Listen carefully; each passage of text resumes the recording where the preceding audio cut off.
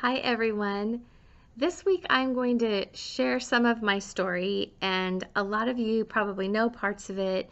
And this is obviously just part of my story, but I know that a lot of the things that I'm going to talk about today are very common. A lot of people struggle with this every day. So I'd like to talk about one of the biggest things that I think I did to contribute to the downfall of my marriage. For me, I don't even know if this was conscious or not, but I believed that my husband should make my life happy. Like that was his job. And I was supposed to make his life happy. And of course, no human can make another human happy. That's not even possible on the scope that was in my mind.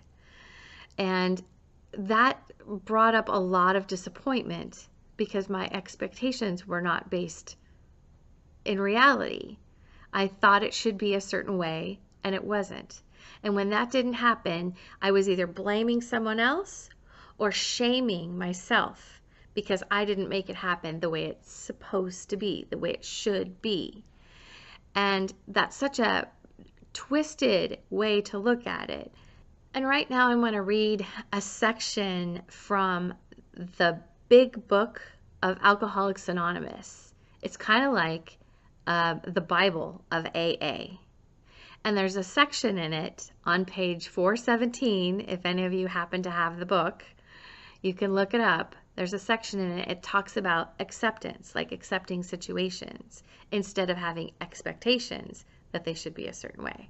And I just love this. Now, keep in mind that this little passage, this little paragraph is about alcoholism and staying sober.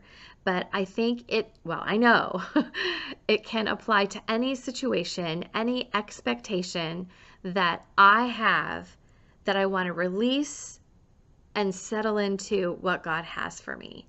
So listen to this little paragraph.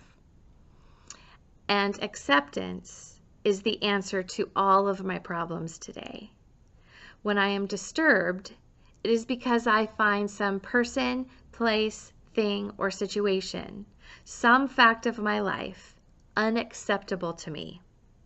And I can find no serenity until I accept that person, place, thing, or situation as being exactly the way it's supposed to be at this moment. Nothing, absolutely nothing, happens in God's world by mistake. I need to concentrate not so much on what needs to be changed in the world as on what needs to be changed in me and in my attitudes. So what really works for me is when I am feeling anxious and I notice it, and I'm able to just spend some quiet time just reflecting on the feeling that I have.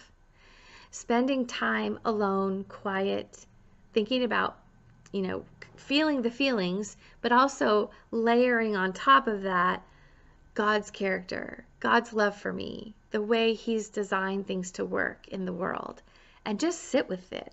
And so often, almost every time, not every time, but almost every time when I do that, I get a sense of, maybe one word will come like peace, and just relax into it. Or maybe I think about, that he's trustworthy, that one of the characteristics of who he is that he's omnipotent.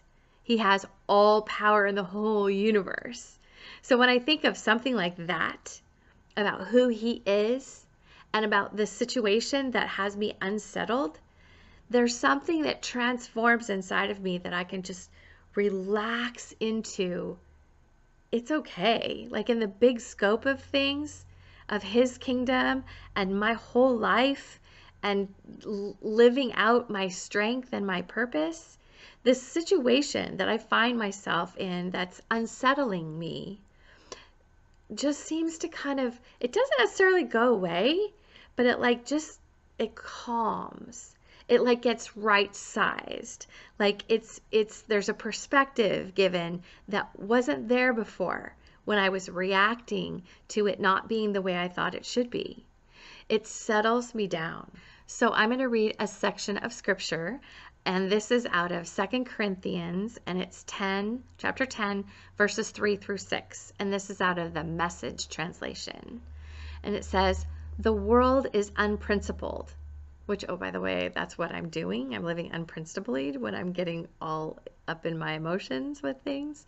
So I'm living unprincipled when I'm doing that. So the world is unprincipled. It's dog eat dog out there. The world doesn't fight fair. But we don't live or fight our battles that way. Never have, never will. The tools of our trade aren't for marketing or for manipulation, like when I want my way, but they are for demolishing that entire massively corrupt culture. We use our powerful God tools for smashing warped philosophies, tearing down barriers erected against the truth of God, fitting every loose thought and emotion and impulse into the structure of life shaped by Christ. Our tools are ready at hand and clearing the ground for every obstruction and building lives of obedience into maturity. So what I love about that, I mean, it's just kind of plain language saying, when I'm all thinking about the way things should be, instead of thinking about, the bigger picture of my purpose and God's kingdom and living by principle, it changes things completely. And one of the things that I find so amazing about this process when I practice this in my own life is I start to see myself as a strong, capable woman who is following God, not perfectly ever, but purposefully and clear. And I can see how I can get on top of my own emotion. I can get past things that come my way. And it actually starts to change who I believe that I am.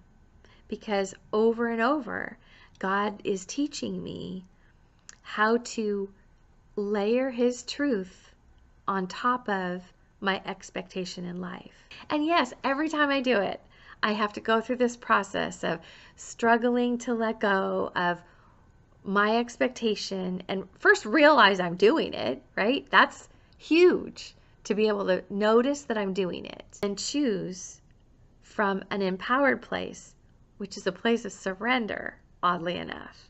So isn't this something for us to think about this week? God bless you. I'll see you next week.